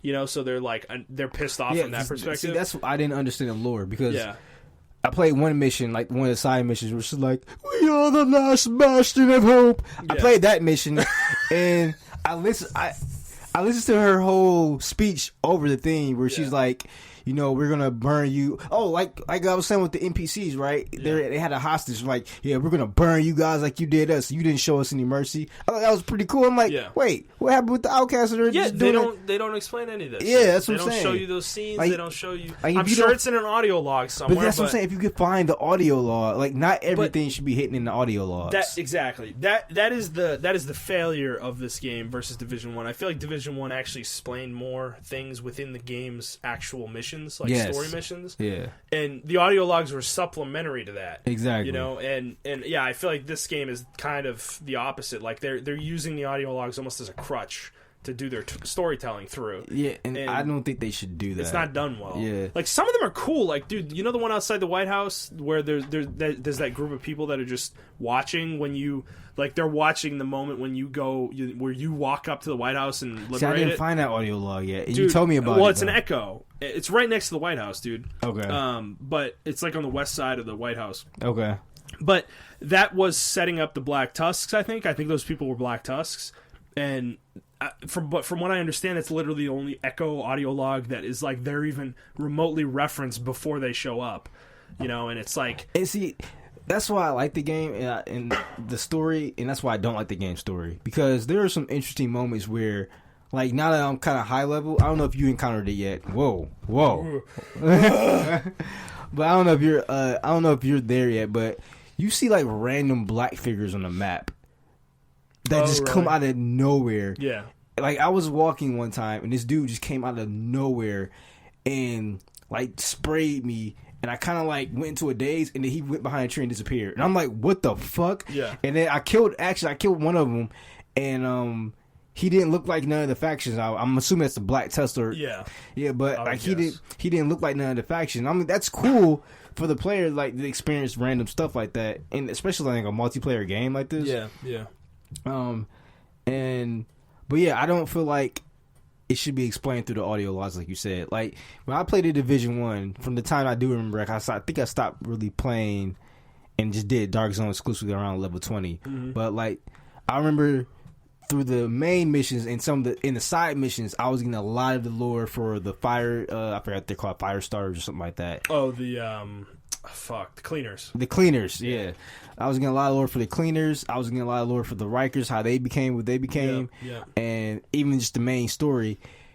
And I like the audio logs because it was kind of like leading up to what happened. Like, it was leading up to before the virus broke. So you were like listening to people's like personal stories, like, I'm about to go to the store and buy Jenny this. Yeah. And I thought that stuff was cool. Yeah, and this game doesn't really have that. Yeah, it doesn't, like, they're talking about Odessa and stuff like that, and which is one of the main people you meet. And I can give a shit less. I can give a shit less about her and her daughter. I really don't. And what happened? I don't care about Kelso. Yeah, Manny can. I want to know like what happened in this, like, because you'll find audio logs in Division 1, in my opinion, and they'll kind of correlate to the environment. Yeah. So you literally will see like the remnants of what happened around you. Yeah. And like, this game is a lot more recent than Division 1 as far as the outbreak happening. Yeah. So, like, you see a lot of bodies and stuff like that. And the environment is really cool. Like, it's this... I found this one shade tech where I had to do some stuff, like, go behind in a sniper tower, blow the lock off, and then I can go into that room. Yeah. I went into the room, and there were, like, a bunch of dead bodies there, and it said, spray painted with a whole bunch of guns on the table, painkillers, and it said, like... over and above the dead bodies, like, welcome to DC, or like, this is DC, fuck DC, or whatever like that. And you just saw a whole bunch of like dead bodies kind of like laid together. Mm-hmm. There was no audio log though. Like, that would have been a cool story to tell, like, how they got to that point, why this camp is like this. Yeah. Like, to me, the environment tells a story, but you're not telling me a story. The environment tells me a story, and I'm only left to guess what happened. Yeah, they fail in those personal environmental stories, those personal stories of minor characters. They fail in that regard. But to me, the bigger failure of this game is they're failing this world and this concept by the way they're handling the story. Because, dude, they could do... The idea of the Division is really cool. Like, like society falling, and there's this sleeper organization, and dude, exploring the morals of all of that. I was just about to say that. Yeah, exploring the morals of all that would be really cool. Because, dude, I don't like. I look at my character and I'm like, I'm kind of like a asshole. Like, I'm just straight like murdering people. Like, like, just because they're part of a faction. Like, and some of the characters do say that. They do say, but they don't. So they don't. They don't explore enough. No, they don't explore really at all. Yeah, they don't explore, like, the whole, like, when Kelso joins, like, I can do whatever I want, like, almost whatever I do. Yeah. But they don't explore, like, like, Kelso's like, I did all this, but I killed a lot of people, and why? Like, are we even going to... You're killing civilians, dude, a lot of the time. Like, these people are just, like, civilians who are... Like, they're just misguided, like, they're misguided. But that's they're the trying other to thing survive, is, like, so they have to join a group or whatever. Exactly, right? Yeah, and I'm sure a lot of them don't feel like they want to be a part of that group, so they don't explore those morals from that angle. The angle of your character, the way they act, and the fact that they have absolute autonomy to do whatever they want, like exploring how morally like how morally good that idea is, because that's like not to me that's like if that was a real thing in reality, that is a thing that existed in our world, like dude, that would terrify me, you know, that they could do whatever they want, like they could literally shoot anybody what they want and there's no repercussions for these people, you know, like that's terrifying. And they also don't explore really the idea of, like, they don't explore the politics of the world pre, like, breakdown, and they also don't explore the politics within the world in the current, like, present moment, right? Like, there should be politics between the three factions and then your settlements and stuff like that you've established, and there doesn't seem to be any of that. Like, the game doesn't really show any of that. Like, the factions, they fight each other sometimes, and it's kind of cool to walk up on them, they're fighting each other, but you don't see their leaders ever interacting. I feel like you don't even see your division. Like, no, you don't. No. You are the division. Like, and that's cool, but I would like to see like random division agents out there. Well, Manny and Kelso are both division agents, but I mean they are, but they're always at base. Like I would Kelso like a couple times is in missions. All right, she doesn't do anything though. Like. But I would like to see like random division patrol agents instead of like random civilians that you save. You know, like I want to feel like I am a part of something, like, an organization. Yeah, exactly. Because I see these echoes of these division agents, and I see division agents get betrayed all the time. But I don't experience that because I'm just one division agent. I probably won't experience any kind of like betrayal unless I go into a dark zone with a bunch of randos and stuff like that. Yeah. But like that's not the point. The point is I want to feel that while I'm doing the story, I want to feel that sense of like, man, like this guy has absolute autonomy is me. Like he can betray me anytime. Yeah, he can kill me at any moment. Yeah. And no one would care. Like I saw Echo like that where a division agent found another division. It was two division agents. They found a dead division agent, and he was like, "Man, he has some really good stuff on him." And then she shot him in the head, like, "Yeah, now it's mine." Yeah. Like that was kind of cool to me. I'm like, "Wow!" So and like getting to see things like that happen, like, play out. I just feel like the game is so like bland with its storytelling that it's like, dude, like you don't see any moments. Like there's no interesting characters. Like Aaron Keener from the first game was like, to me, was like, dude, he is the guy we're talking about, right? Like where he seems to be playing some game behind the scenes that nobody else is really playing. Yeah. And he's like trying to manipulate things. And I don't know, maybe he's the leader of the Black Tusk. I don't fucking know. But dude, even if he is, like, he should be more involved in the story of the game from 1 to 30. Yeah. You know? He shouldn't just be some post-game villain, in my opinion, you know? Yeah, or, like, maybe you gotta go after some kind of rogue division agent, and then it leads down a bigger rabbit hole when you go against that rogue division agent. Like, why did this division agent go rogue? Start killing civilians and stuff, or he didn't like the way, like, say like early game, right? You're taking over your control points, and then some of your control points get randomly attacked or blown up. Yeah. And it's not by like regular, it's by division tech. And you're like, well, what's going on? And then it's later revealed that, you know, this division agent doesn't like the way your division's being ran, so he's trying to take over stuff. And they could have did a lot more interesting stuff with it, like you said. They could have. It doesn't have necessarily have to be political, but it could have got a lot darker than what it is. Well, political within the context of the game. Of the game, yeah. Right? Yeah, like, dude, like, that's my thing about the faction leaders is, like, I don't even give a shit about any of the three of them. Like, I don't even know who the faction leader for the Hyenas fucking is. Like, exactly. I literally don't know. I mean, the True Sons guy is the fucking Georgia, I do declare that I'm evil, I'm the evil general, and you need to do what I say or I'm gonna kill you. Like, that guy, and then Emmeline Shaw's the Outcast fucking leader, and we've literally never seen her though. You know, like we haven't seen her one time. Like we've heard her speak in like pre-mission logs or whatever a couple times, but it's just like I don't. And then like we know the Hyenas, but it seems like it's different factions of the Hyenas. Yeah, dude, they don't even seem like an organization really. Yeah, and then like I did listen to a log that said something about the first council meeting, so there were like different divisions of the Hyenas, and I thought that was cool. But you never see the Hyenas fight each other. Like you never see like maybe there's like a red like a green skinned hyena faction going against a red skin behind the faction or something like that. Yeah. Like, and even some of the banter between to me, they're the most interesting, like, during the missions. Like, he's like, oh, the division broke through. She's like, okay, kill him. What the fuck? Like, that was cool to me. Like, Well, yeah, that one thing I want to highlight before we forget is the enemy banter is my fucking incredible. Dude, they're so vulgar. Like, we're vulgar. Like, we talk, we swear a lot, but dude, even we're sitting here like, man, this game is vulgar as hell. Like, dude, they're so vicious that you'll show up and they'll be like, I'm gonna fucking kill you, or I'm gonna fuck you up, you know. And then there was this one time where like we were fighting a guy. It was like super quiet. It was a True Sons guy, and it was like him and like one other dude, and there were two of us, and he's just sitting behind cover, and he's just like, I see you, agent. It was so fucking funny, dude. Oh my god. I just think the banter is like really hilarious. It was annoying at first, and it started to become really endearing. They kind of nailed it. Like, they're starting to become really endearing because it is such an over the top like caricature of American society that it's just funny at this point to me. It's like you never hear the same stuff. Like they always have. No, yeah, there's a lot of voice lines too. They did, dude. Like you don't hear it repeat that much. So that part of it is really funny. But going back to the story though, I just think they could have done a lot more with it. I think they're doing this game. I think they're doing this concept a real disservice with the way they handle it. You know, and maybe people will complain about that, and they'll like kind of up the writing, the DLC.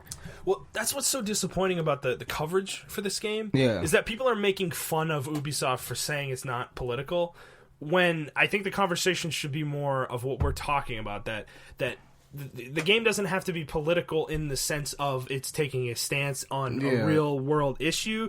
It should just be political within the context of its own world. Yeah, like know? A morality clause and stuff like that. Morality and exploring laws and whether or not our quest to reestablish American society, is that even the right approach? Yeah, exactly. You know, something like asking a question like that, because dude, that's the premise. That's the whole premise of the Division, right? Is that capitalism is literally the thing that causes American society to fall because a guy develops a virus and spreads it through money on Black Friday. Yeah. Like, could you be more like politically charged than that kind of concept?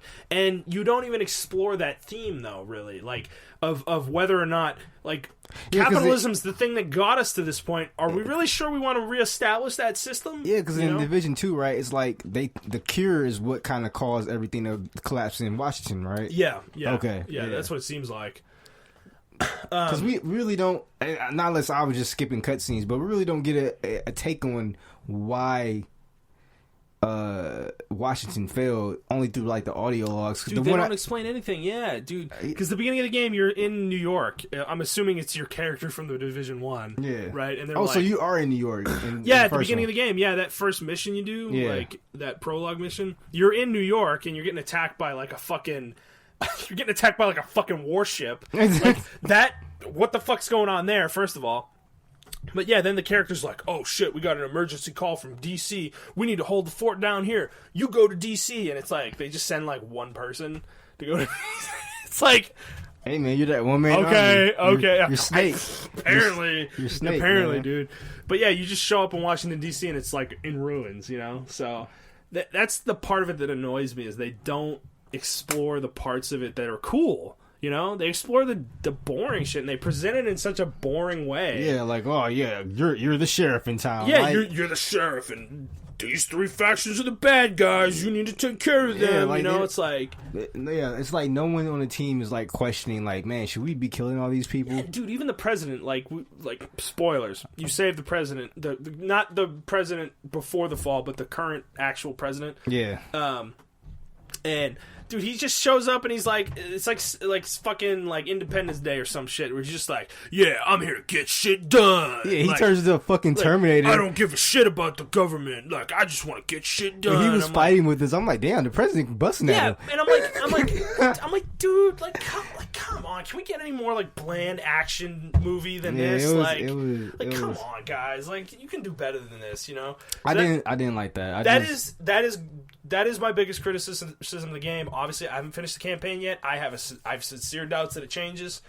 I will let you guys know if it does. Well, yeah, if it does, I would definitely change my opinion. But as of right now, that's my impressions of the story, and that's probably going to be my biggest criticism of the game. I'm playing it still because the gameplay is really fun. Yeah, the story is lacking, though.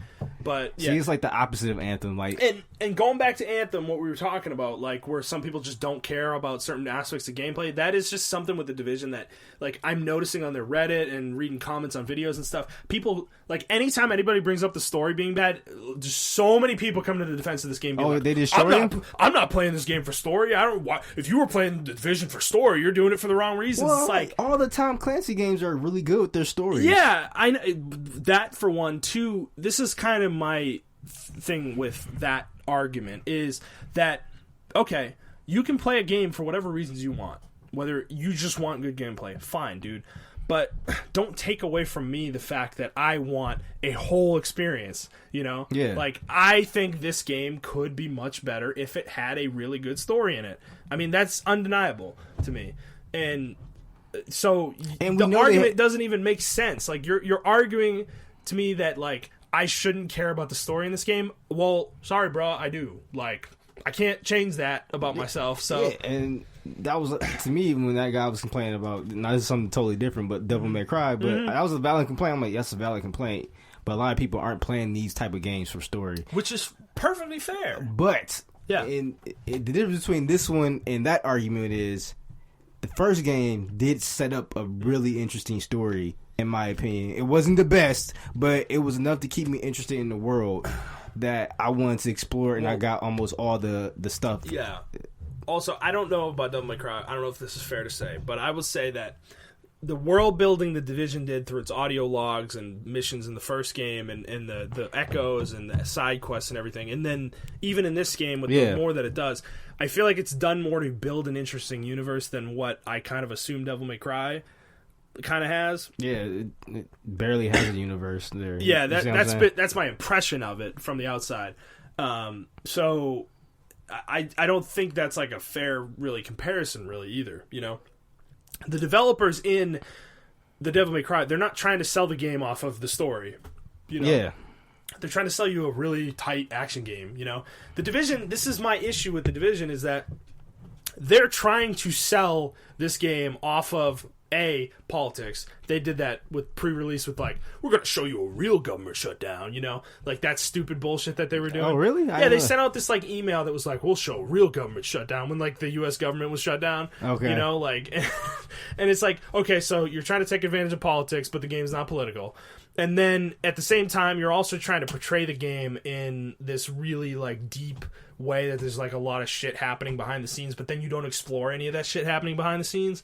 Like, it just annoys me. And that wasn't the complaint in Division 1. From what everyone I heard of, they loved the storyline in Division 1. They loved the different factions and how they impacted the world. And, like, like, if something like this happened, like, man, I can totally see, like, the firefighters and the janitors join up and becoming the fucking cleaners. Like, I can see that shit. Yeah. Like, and in this game, I mean, they kind of, like, scaled it back in the sake of being politically correct, and I don't like that. Safe. Yeah, and this is one of those games that, to my dismay, needed to take that risk. Yeah. But they're gonna sell a ton of copies though, so it's like almost irrelevant, right? Yeah. So I don't know. I mean that's kind of it for my impression so far. Yeah, that's it for me. I don't know if you have any more thoughts, but we're going to talk about this game more. We're definitely going to be continuing to play it. I really want to get some thoughts on Endgame and Level 30 and all that, and then the rest of the storyline. But that is going to be it for this week. So if you stuck with us this far, we appreciate you. Please like the show. Subscribe to the show. Yeah, please like the show. So maybe share the show, so we can get some more viewers. And then interact with us. Yeah, get some more money. We can get a studio because this closet, man, it's hot in here, dude, man. I am sweating balls right now. Like, holy shit! And if the quality sounds really good, thank you, because we tried. Forget about the studio. We'll do the closet thing. I just want some people to interact with us. You know what? So forget the studio. If you're listening, talk to us, because that cools us down, dude. If you're listening, just send us some tweets. Montrell is at iTrap for the Hokage. That is the number 4, not the word. I am at ThunderNet01. The podcast is at The Players Take. If you have a question for us, you can send that to us at theplayerstake01@gmail.com, and we will answer your question. So please send us questions. That's pretty much it. Next week, I think we'll be talking about whatever else happens in GDC. PAX East. Yep, PAX may also have some announcements, because the 28th, is next week. That's a week from today. Yep. So we will have whatever Borderlands announcements come from that. Gearbox and Randy. What's his name? Randy Pitchford. Randy Pitchford. Oh my god. I'm excited. Next week's episode is going to be fucking packed to the gills. Yes. This is kind of a short one for us. No, it's 2 hours still. 147. Yeah. 148. By the time we're done, 150. I think we did a pretty good job, though. We did. We kept it short, brief, to the point. Anyways, hope you enjoyed it. That's going to be it for this one. We'll see you guys next time. Cue the music.